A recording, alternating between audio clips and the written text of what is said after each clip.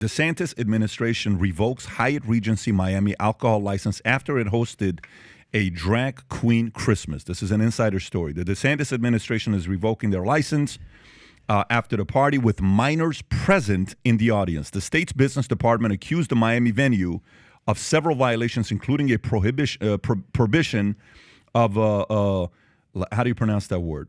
Lascivious. What does that even mean? Sexual. Sexual exhibition before people younger than 16. The department said performers were wearing sexually suggesting clothing and prosthetic female genitalia, as well as simulating masturbation. Republican Governor DeSantis of Florida supported the license revocation, and his press secretary said that sexually explicit content is not appropriate to display to children, and doing so violates Florida law. Equality Florida and LGBTQ rights organization said that DeSantis was selectively weaponizing state agencies against businesses to target drag performances, saying such decisions should be left to the parents. Yeah, so the corporate press won't discuss what the content of these shows are. It's literally two male dancers in their like Speedos humping each other on stage. And if you look up Jimbo Tits in a Box, Jimbo's one of these queens. I'm a big fan because drag is transgressive and it's good art for adults, but he's performing with the song's literally called Tits in a Box, with dancing around with his big tits in a box. And there's kids there who are like 5, 6, or 7. And the queens were addressing the children in the audience as well. So yeah, if you look at this is not appropriate for children, but it's perfectly appropriate as adult risque entertainment. No doubt. But here's my question. 5, 6, 7-year-olds aren't just getting in an Uber and showing up by themselves. It's the white Why liberal, are the parents white liberal taking moms, them there? Because white liberal moms want to show their dad how progressive they are, and they put a man in makeup and they think it's the second coming. So then here's the question. This is not appropriate for children, although it's a hilarious song. But isn't it the parents' decision as to what's appropriate for their kids or not? Yeah, I would never take any of my kids, my nephew, to anything like this. But if Karen wants to take her daughter to this event, that's her decision. Why would the government step in and tell you what you can and can't do with your children? That's sort of antithetical to what we stand Rob, for. honestly, you can stop it. It's totally fine. Yeah, Robert, you're getting a little excited. Would you be fine with Karen taking her kids to a bar or to a dispensary? Well, you can't be under 21 right, to be in a bar. But that's what DeSantis is trying to do. He's saying you can't be under, I think it was 18 to a show like this. I don't know. I thought the whole premise of the Republican Party was limited government and being able to do what you want to do. Again, I'm not defending this whatsoever. I think it's fucking absurd. The Republican Party's not for that. Isn't it it used to be. No, it never was. But isn't I don't know about limited government? You can call 21 for alcohol and things like that. I don't think you can call right. That's a non sequitur too. Limited government. Yeah. You're right, but I don't think that one really applies there. You're telling me that the Republicans don't stand for limited government and getting out of your life in your bedroom? Like that. No, they don't. They don't? No, they don't. But that was the whole premise. No. But they don't? What are they?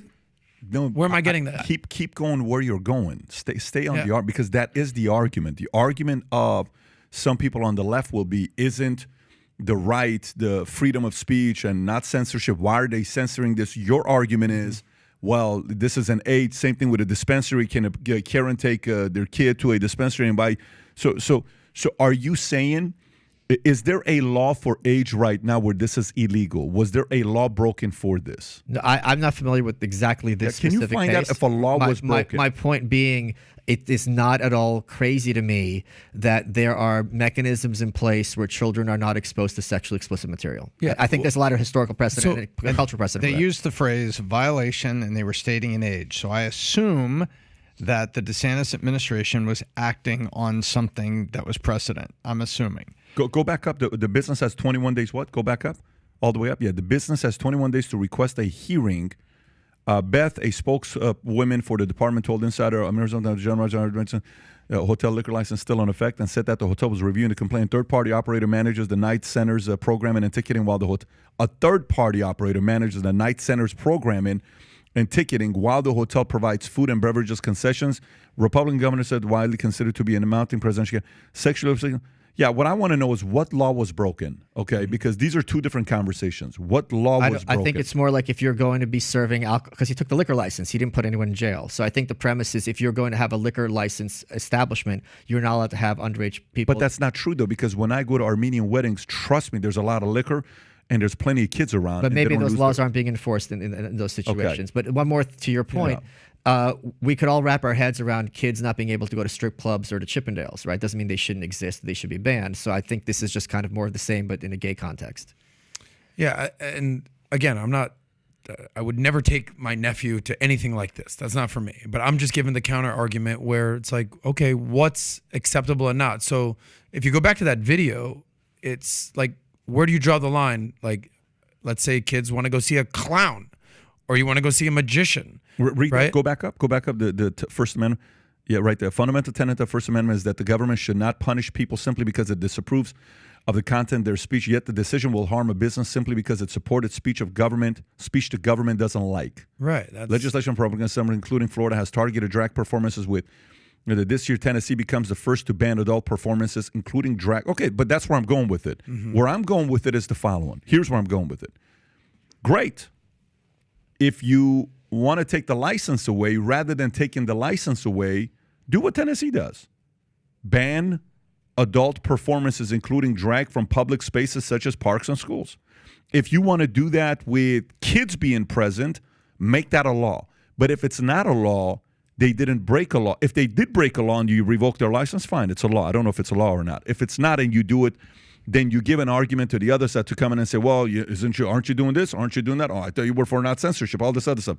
First of all, yesterday I'm talking to Frank from Gays Against Groomers. I don't know if you're familiar with Gays Against Groomers. Yes. They do a very good job. And Frank and I were trying to get a time. He's the executive director to get him on the podcast. I'm looking forward to have the conversation with him for him to give his perspective on how he feels about this. These guys do a very good job, and I want to learn more about them. You know, if it is a law, then you can prevent the kid, you can enforce it. If it's not, parents are uncomfortable with, drag queens being shown to kids. But then your argument is, well, shouldn't the parent have the decision? The kid didn't get an Uber, go there. It's the parent's decision. You want to take your kid and watch a scary movie or something, you took the risk. It says rated R, except with what? Parental guidance or PG-13. But if you got parental guidance, whatever, you can go watch the movie. The parent took the risk. This is a form of that, is kind of what you're saying. But I think the argument, this is more like X, though. It's what? It's more like rated X, where you can't take a kid to porno. I don't think it's soft porn because I don't think there's anything. I don't think it's soft. I think this would probably be considered rated R. Even NC-17 is when they show, two getting naked and, But I think this is an R thing that the parent took the risk. Regardless of it, trust me when I tell you this.